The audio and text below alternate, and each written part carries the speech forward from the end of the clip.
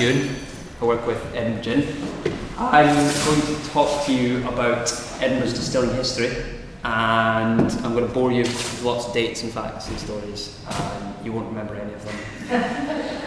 And then you'll go and drink some more alcohol, and then you won't remember anything. So, yeah, good times. Right, so I'm based down at Rutland Place in our distillery, which is just off Shamrock Place. Do you all know Edinburgh? Yeah? Right, cool. This is a map of Edinburgh from the 1870s. The circles are the amount of time or the amount of seconds it takes for the 1 o'clock gun to be heard around Edinburgh. So right in the middle of the circle there is the castle. Obviously that's where the gun is. And then each circle is a second, so 1, 2, 3, etc. The reason I have this map up is because when you can actually see it really close up, it's got loads of distilleries on it. But Windows 10 doesn't like it, doesn't like anything. So I've just left it as a kind of general overview so you can see the city, and I'll explain why in just a wee while. It's linked to the gin that we've brought down with us today for you to try in a martini shortly. It's Cannonball, which is our Navy strength.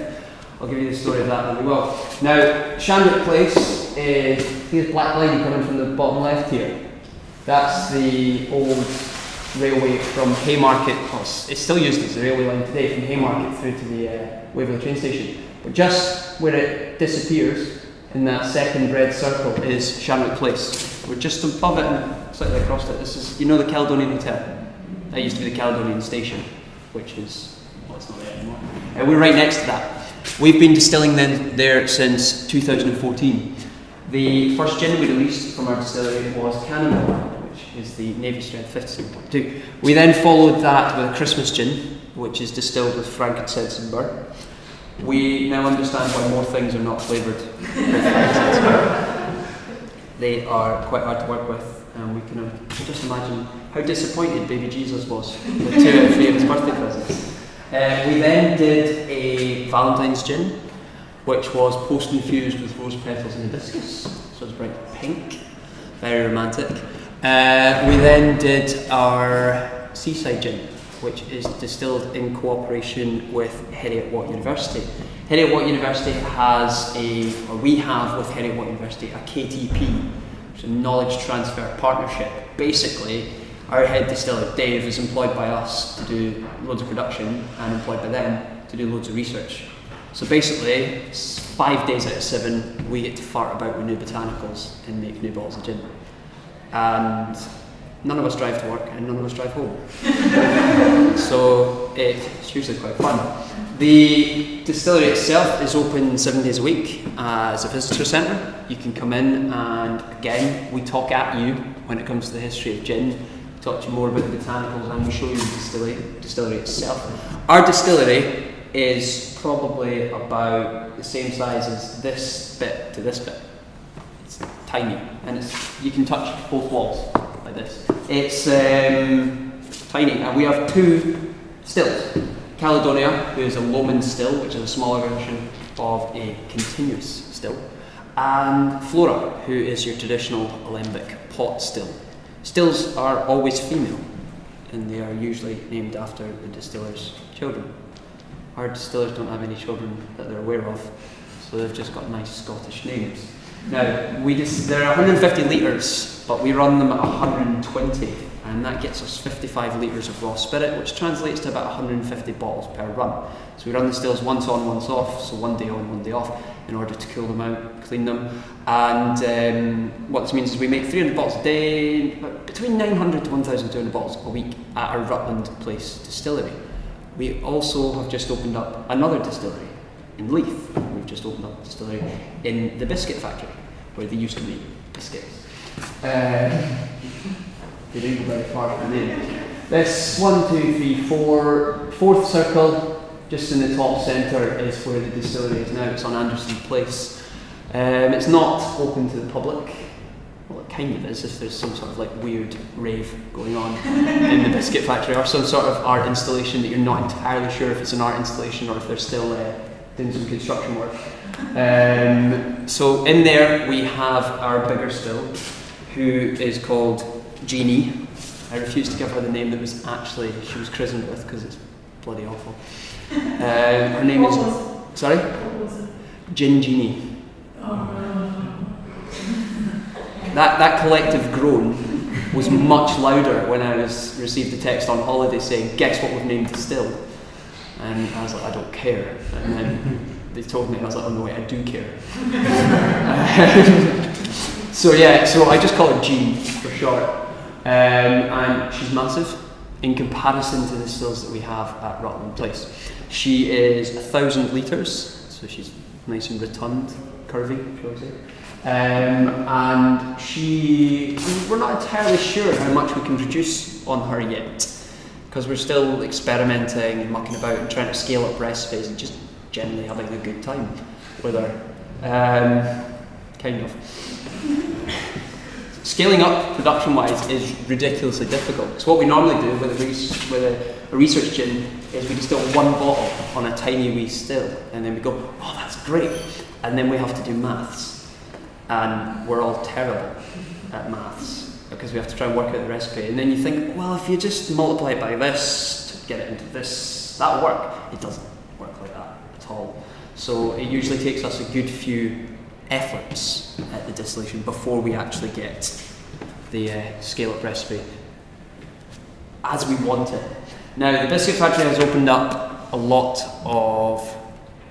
it's opened up a vast avenue in terms of production for us. We are now distributing to America, Canada, the Caribbean, Germany, Spain, France, Hong Kong, loads of places that you really associate with the name Edinburgh. So, in terms of what we do at the distillery, like I said, we do the tours, and one of the parts about the tours is the history.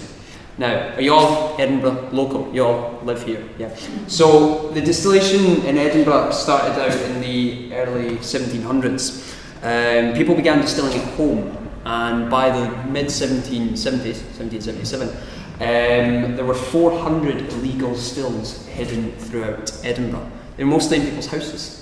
What they were doing is when the family woke up in the morning, Mum would kick everybody out, and then she'd do housework, get the food sorted and everything. But what she could also do is she would distill throughout the day on a tiny wee, say about a 5 litre still. And what this would produce is a bucket of gin at about 85%, which she would then give to the family as dinner. It ensured nobody was hungry, at least not afterwards, because you didn't want to eat. And that good night's sleep as well, which meant she got some peace and quiet. Now, at this point in 1777, we had 8 legal licensed distilleries that actually quickly closed due to high taxation and poor management. 1780, the next wave began with the Lochran Distillery. Do you all know where the Cameo Cinema is? Cameo Cinema, you've got Lochran Place just beside it, it's got a bike shop on it. Walk along there, you hit the Union Canal. There's a big, ridiculously expensive student accommodation there, and there's also a big building site where they're building more student accommodation. That used to be the Lochran Distillery. Lochran Distillery was owned by 2 families, joint stakes, the Steens and the Haigs. Have you all heard of Haig Club Whisky? Blue Square Ball, David Beckham, who's the best whiskey ever? Haig Club's named after James Haig, founder of the Haig dynasty. Now the Haigs and the Steens were pretty much, how shall we put it, distilling mafia in Edinburgh throughout the 1700s and the 1800s. They owned the majority of these distilleries, and they were using them to produce vast amounts of terrible alcohol. Lochran Distillery was notorious for its whisky, which Robert Burns described as bloody awful in his usual eloquent manner. Now, Lochran Distillery had quite a varied history, quite a dark history as well. In the 1780s, 1786, the owner, Mr. Steen, the problem with the research and the history of the Steen family is that they called all of their children John and James. So it's extremely difficult to actually work out who they are, because they didn't put numbers after them, or junior or anything like that. So you've got 1780, John Steen does such and such, produces this amount of alcohol, and then 70 years later, John Steen produces this amount of alcohol, and you're like, is this the same John, or is this one of his children? We've got no idea. It's quite difficult to actually work out. Now, in the 1780s, they were producing vast amounts of whisky and gin, mostly for export, and they were paying £15,000 a week tax, their money, which with inflation nowadays is a ridiculously large amount. Mr. Steen wasn't very happy about this, so he called the local taxman, Mr. Bonner, and said, "Do you want to come round for breakfast?" So he invited Mr. Bonner round for brunch. Mr. Bonner round for brunch. And on a Saturday morning, brought him in, sat him down, table was laid with lots of wonderful delicacies, and he sat there and he talked at Mr. Bonner for about 3 hours. Mr. Bonner kind of suspected why he'd been invited, but Mr. Steen didn't say anything that Mr. Bonner was expected. He just talked about the local area, all the good that he's done for the area, the amount of people he employs, his philanthropy, how great a guy he was. Mr. Bonner yawned a lot, but ate a lot. So eventually, after about 3 hours, Mr. Bonner got up to leave, and Mr. Steen said, "Oh, just before you go, I've got a present for you." And he slipped an envelope into Mr. Steen's pocket. Sorry, into Mr. Bonner's pocket. Mr. Bonner was confused. He said, "What's this?" Mr. Steen says, "It's a pair of gloves." Mr. Bonner looked at his own gloves and went, "There's nothing wrong with my bloody gloves." But he didn't think anything of it and walked out. As he got to the bottom of the garden, turned around, waved to Mr. Steen, put his hand in his pocket, and it finally dawned on him. He took the envelope out, had a look in it. It didn't contain a pair of gloves, it contained £500 cash, which with inflation was probably about £20,000 nowadays. Mr. Steen, however, had attempted to bribe the only honest taxman in Scotland, and as such, Mr. Bonner went straight to the police, where he said, "Oh, I've just been handed a bribe by a chap that owns a distillery down the road." Mr. Steen was arrested, and he was actually put on trial. Now, the locals in the area around Lochran Place, Bruntsfield, were concerned because, although he was a bit of a shady character, he also employed a lot of the locals. Now, he was put on trial. The trial lasted 3 days, and after 3 days, the jury returned a verdict of not guilty.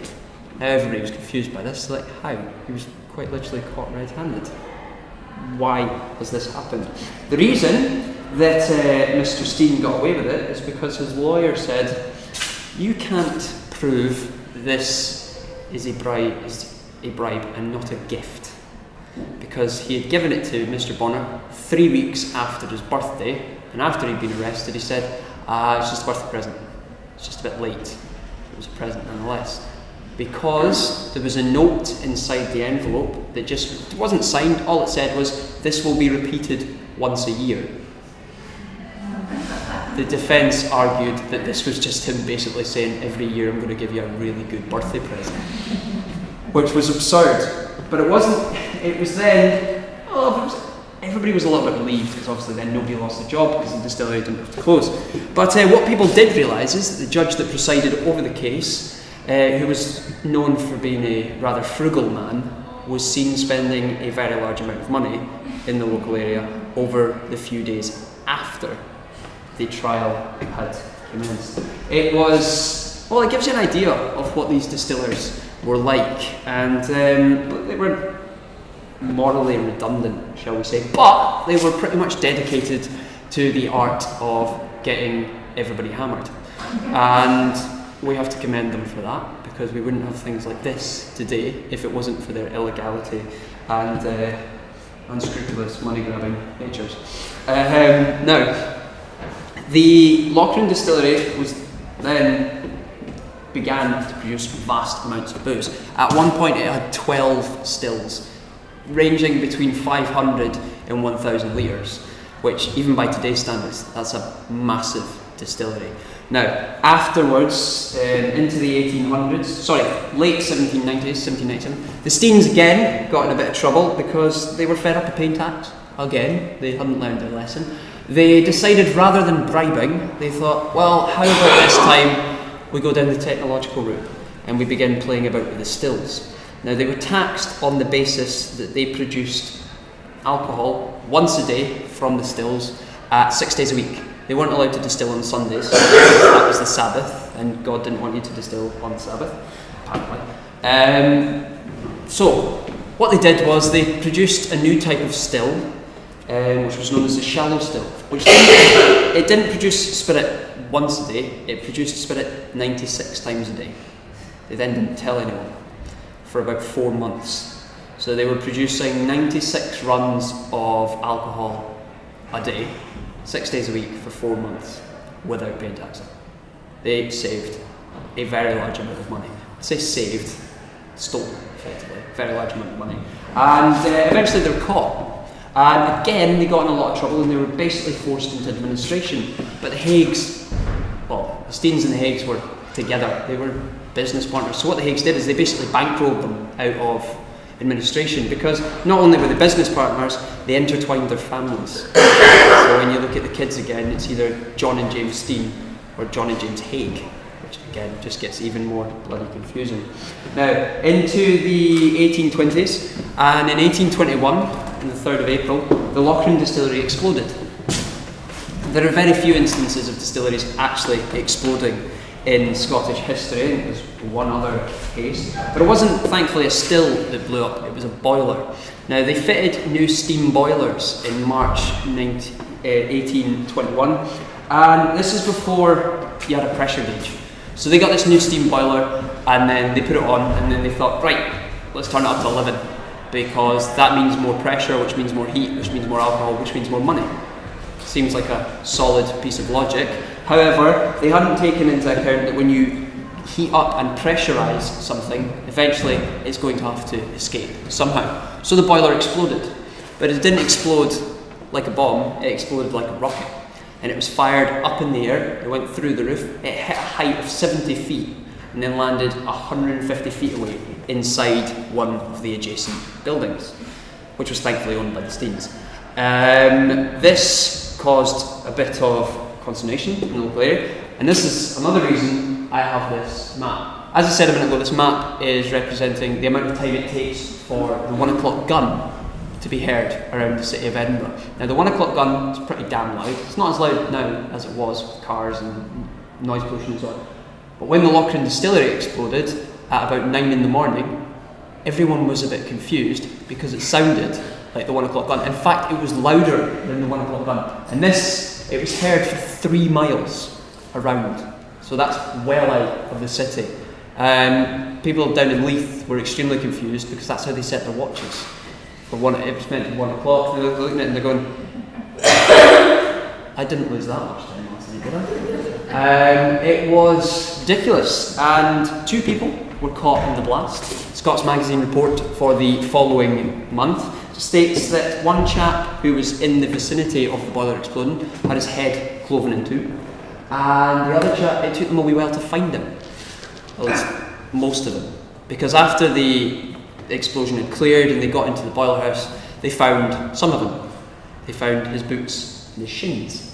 The rest of him they didn't find until the next day, because what had happened was the boiler had gone up 150 feet in one direction, he'd gone up 150 feet in the other direction. 150 feet in the other direction was the Union Canal.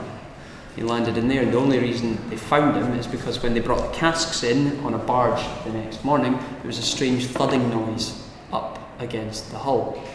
The chap was thankfully quite dead, but it was another ridiculous kind of story that shouldn't have happened. It was again down to the fact that they were trying their damnedest to produce as much alcohol as they could, which you could argue isn't bad. And a few years later, they got at it again, and the Steens created the first continuous still. Now, this time, they weren't taking any chances. They didn't put it in the Lochran distillery. Instead, they put it in Kirkliston, which is on here somewhere. Kirkliston, here. They put it out there because they figured if that's going to blow up, that's out of the city, and it's not going to affect anybody, it's not going to confuse anyone. Now, Kirkliston distillery closed in 1988, as did the Caledonian. These distilleries lasted very short periods of time, and we're not actually entirely sure as to what they were producing because they didn't brand it in most cases. It was just gin or whiskey that was usually just casked, occasionally put in enamel demijohns or something like that. There was no branding, there was none of the logos or anything like that. There was no product placement. Bond hadn't quite come along yet to sell alcohol for vodka companies. Now, the Second of the distilleries on here, Cannon Mills, opened in 1782, again owned by the Steens and the Haigs. This time it was mostly the Haigs that were responsible for this one. 1784 there was a famine in Edinburgh and the locals were pretty hungry, which goes without saying. There was a rumour went around the new town that said the Cannon Mills distillery is distilling alcohol from grain that could be used for foodstuffs, which was illegal at that point. So a local chap by the name of William Anderson got up a group and started a riot, effectively. He then laid siege to the distillery in order to get in there and, as he claimed, get the grain. In actuality, they believe he was just trying to get in there and get some alcohol because none of it was going into the local area because it was all for export. Now, William Anderson was a notorious chap. He was exiled from the city of Edinburgh, as were his mum, his dad, his grandmum, his grandfather and his sister. He was the local conscription officer for the army went round to his house and he said, "You're a bit of a disreputable chap, we reckon you should sign up, conscript, do something that's decent for the country." He said, "I can't, I'm disabled." They looked at him and they went, "No, you're not."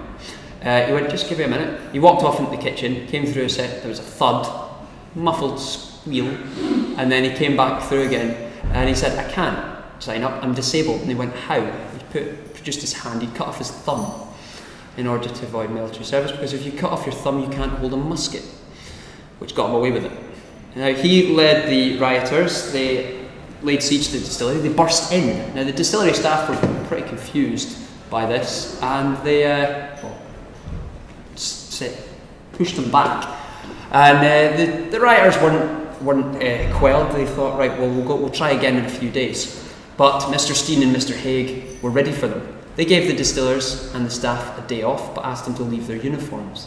They then went up to the toll booth and the prison, or the jail up at Royal Mile, and said, "Any of the city guard want to make some money on their day off? Bring your musket, come and sit in the distillery." So when the rioters burst in again, they weren't met by a bemused, befuddled group of distillers. They were met by a heavily armed city guard who could do whatever they wanted. They fired on them, sent them back, one chap was killed, and the 14 ringleaders were publicly whipped and pulled by horses through the street, and then got to spend the rest of their days in the Caribbean, in a prison colony. So it wasn't all sunshine and beaches for them. The result was that the distillery claimed, "We have not at any point been distilling from grain that could have been used for foodstuffs. We wouldn't do that, we're a decent bunch." The local MP for Stockbridge and Bonington released a press statement before they were called press statements, and he said, "No, they've not been distilling with grain that could be used for food stuff or anything like that. They're a good bunch." The local MP was the brother of the owner of the distillery. His name again was John Steen. His obituary read, "A man entirely devoted to the service of his country, save for when it conflicted with his own interests, which were 95% of the time." What we do know is that the Steens and the Haigs owned the Kilbeggie and Kennet Pans distilleries up in Clackmannanshire, just beside the Kincardine Bridge. You can go to the ruins, actually, they're really cool, really good fun, but you have to climb a tree to get into them, so go wearing a pair of trackies and not your uniform, as we did. Then I had to go to gin tasting afterwards, covered in field. The distilleries up there were producing 3,000 tonnes of grain wastage a day, and they were feeding that to their pigs and their cattle because they could sell them rather than giving it to the city of Edinburgh. And if they'd given a week's worth of grain wastage, they could have ended the famine like that. Now the distilleries themselves were, well, I'm giving you the kind of negative aspects because that's more exciting than their day-to-day runnings where they're like, "Yeah, we made some booze, nothing exciting happened here today." Now, all of these distilleries are very much local. Cannon Mills was, do you all know where the Stockbridge colonies are? Right next to that. You then had Kirkliston, which was out of Kirkliston. Bonington and Leith was a stone's throw from the biscuit factory, where we are now. We then had Sunbury, which was in the Dean Village. Do you know where you've got the Dean Village Bridge and... Give me 2 minutes. He's like, "Shut up, give them some booze." Give you in a second, I've got a story to tell beforehand. Like, what's bloody surprising. Sunbury was in Dean Village, you know where you've got the Dean Bridge and then you walk down through the Dean Village and then there's a dam, or what, the remains of a dam. That used to be the Sunbury Distillery. Crofton-Ree, you know where Holyrood Palace is? Yep, you know how down the back of it there's a cobbled lane, and on that cobbled lane there's some houses that are in an old warehouse. That's the old Crofton-Ree Distillery and Brewery. Closest distillery in Britain to a place of royal abode. That's the most boring fact I'm going to give you this afternoon. But everybody loves the Royals. Yardheads was down in Leith, and Sheen's was... Sheen's? You know where the Mercico building is? Just across the road. It was in there. So, that was cool. Caledonian Distillery. You all know Haymarket Station. You know the big chimney you can see as you go along Shanley Place? That's the old chimney for the Caledonian Distillery. Caledonian Distillery was one of only 2 distilleries in Scotland, in the UK, that were bombed during World War II. They were fine. The other one was Gordon's, and they had to move from London to Fife to recover from that. You then had the Lynx Distillery, which was down on Mitchell Street in Leith. It was producing alcohol, it was producing gin from 1868 through to the 1970s. They also produced whiskey, blended whiskey, and a rum, and an apple gin, which was kind of like our liqueurs. We then had Dean Distillery, which was in Dean Village, and Spencefield Distillery, which is the parent company of Edinburgh Gin, Spencefield Spirits. Spencefield Distillery was over in Inverkeithing. The chap that ran in Spencefield Distillery in the 1780s and the early 1790s emigrated to America, got a job in Mount Vernon under someone you may have heard of, George Washington, as his farm manager, and he convinced Mr. Washington not to sell his grain for foodstuff, but to open a distillery. And they opened one of the first bourbon distilleries in the United States, and that was how Mr. Washington and his subsequent family made a lot of money. Bankrolled quite a few political parties as well, but enough of that. No politics. Now, the drink that we have coming around is a Cannonball Martini. So what we have is our Navy Strength Cannonball, which is 57.2%, cut with some vermouth. Very, very small amount, just basically we just wave the bottle over the top, as you should. With just pass that around. Brilliant, thank you. So Cannonball is our Navy Strength. The 57.2% is not a random number we plucked out of the ether. As I said, it's the lowest percentage that alcohol can go to and still ignite gunpowder. Now, throughout the 1700s and the 1800s, whenever the Navy bought in alcohol, they couldn't bring anything on board the ship that was lower than 57.2% because it was kept in the same cupboard as the gunpowder. And if it leaked, it would nullify the gunpowder, which would be disastrous whilst at sea. So whenever they bought in alcohol, they'd do a test. They'd put down a small pile of gunpowder, pour the booze on it, and then add a match. If it blew up, brilliant. It was 100% proven to be 57.2% and 100% proven to be seaworthy, which is where 100 proof comes from. 100 proof, literally 100% proven to be okay to bring on board the ship. Now what you'll find nowadays is that you'll walk into an off licence and you'll pick up a bottle that says 100 proof, and then you'll see that the ABV is 50%, and you'll go, hang on a second, where's my other 7.2? What you've got is the more common American proof system, and what they do is they double the ABV. So 50% equals 100 proof, 40% equals 80 proof, 30% equals 60 proof. So to simplify, for the American proof system, you do maths, and for the British proof system, you blow stuff up. So the first gin we released from our new distillery was a naval strength gin, because every day at 1 o'clock, Castle, 2 seconds away from us, they fire the 1 o'clock gun. It's also down to the fact that naval strength and the fact that the 1 o'clock gun was there to alert the sailors at Leith to the time. So it's kind of, we thought about it quite a lot when it came to this one, but really what we wanted to do was we wanted to make a gin that was bloody powerful but could be drunk straight, and that is our recommended serve, or as a martini. So on you go, dig in. One for myself? Awesome, because I really need more gin. So,